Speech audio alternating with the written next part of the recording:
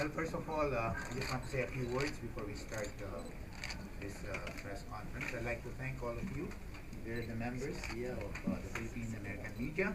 I understand that quite a number of you have had a chance to also interview Pia, but this time we're open to all questions.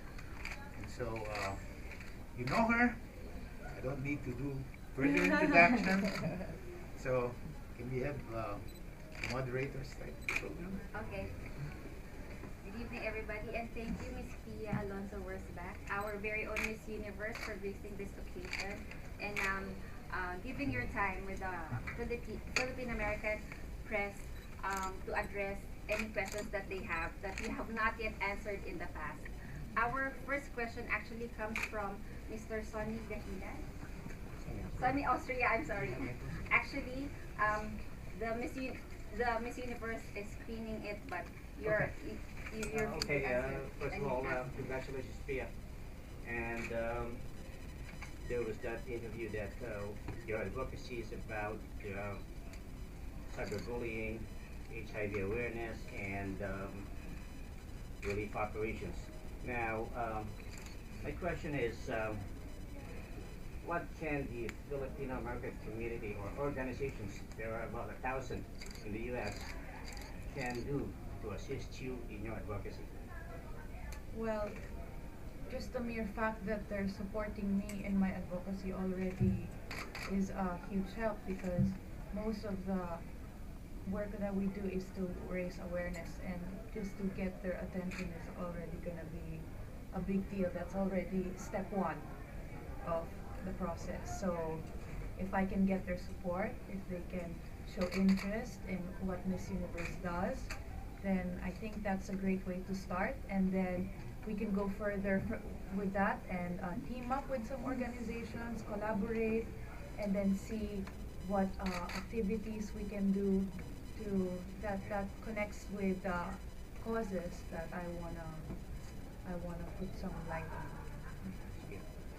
So, well, you and this Universe organization, please feel free to send in the press releases articles to the production press and to the publisher. Thank you. Thank you very much. Thank you, Sunny. Our next three questions, Ms. Pia, comes from Mr. LP Pelayo, and his first question is, where do you see yourself in 5 to 10 years? Well, in 5 to 10 years, I would probably be, okay, I won't tell you my age. You guys probably know. I think around that time, I would hope that I'm still in front of the camera, maybe doing hosting or acting. If not, then behind the camera. I feel like this is the kind of industry that I want to work with, that I want to work in, where I feel most comfortable, and hopefully I get to continue on with that even after 5 or 10 years.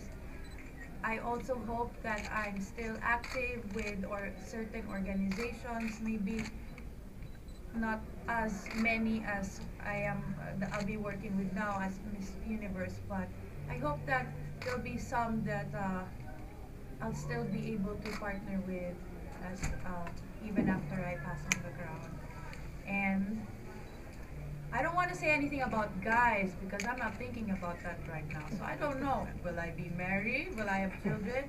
I don't want to think about that right now. So, we'll see. Okay, actually, what you said is a perfect segue for the next question. Are you going steady with a lucky guy? No. So there's no lucky guy. Well, actually, I know that some people might have heard me during the pageant where I mentioned that I was dating somebody, and I thought that I was dating. But it happens that bigger things are in store for me, and I have no complaints with that. Well, you have James Franco as one of your admirers. I have no problem with that. Okay. Next question. Will you join showbiz or be involved in politics? Maybe he's talking about Hollywood or international showbiz. Oh, one or the other, or Or Can I choose both? both? I definitely see myself going back to acting in the future after Miss Universe. So that's always gonna be there. Politics, why not? I'm not closing my doors. I think that I have much to learn. I think I need to get the right qualifications for it, of course. It's a lot of responsibility, and I wouldn't want to let people down. You know, that's why I want Miss Universe. So if I were, ever to go into politics, I'd have to do some major homework first. Okay. Next three questions came from I Am Pinoy Proud Ako from Miss Ethel Constantino. The first one is actually about politics. Now that the national elections in the Philippines is heating up, and here in the US as well, what is your piece of advice to the voting population, especially the youth, in choosing the next leader of our country? My advice would be, does it have to be in English? Tagalog. Pwede No? Tagalog. Pwede Tagalog. Sure. Tagalog para mas marami pong makaintindi sa Pilipinas. Kilalanin niyo po ng maigi yung iboboto niyo, and alamin niyo ng maigi kung sino ba siya, sino ba sila, saan ba sila lumaki, anong klaseng pamilya ang meron sila, talagang iisip ba talaga niya yung kapakanan ng ibang tao. Tingnan niyo yung background, and tsaka tingnan niyo yung sincerity. Kasi importante din yun. Malalaman mo naman na pag nakausap mo, na nakita mo, napanood mo sa interview, o kung ano man, makikita mo kung sincere ba talaga. So, I would say, translated in English, get to know the person that you're thinking of voting for. So, really take some time to really study them and find out where the person is from, what they're like, how they are with their families, how they are with other people, and then you can also gauge it with how comfortable you are with them, and if you see their sincerity. That's also very important. If you see that they're authentic, they're genuine, then those are some things that you have to consider. To me, in choosing a candidate for the elections, I think that you have to consider their qualifications. They have to be compassionate, selfless, approachable, firm. That's also very important. So these are the qualities that, if it were up to me, these are the qualities that I would look for. Next question. You have been through a lot of challenges as an individual, but at the end, you are triumphant. Can you share to us the values and lessons that you learned to keep you going? Well, I'm very persistent, as you might have known already. When I have a goal, that goal is fixed. Like, I don't negotiate with my goals. If I'm so sure about something, that stays there. But my methods of getting to my goal are flexible.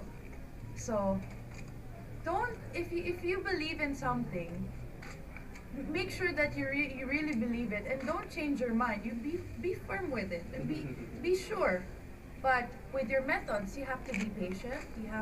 Hard work is also very important. Nothing is ever handed to you for nothing. That's what I want people to know. This wasn't given to me.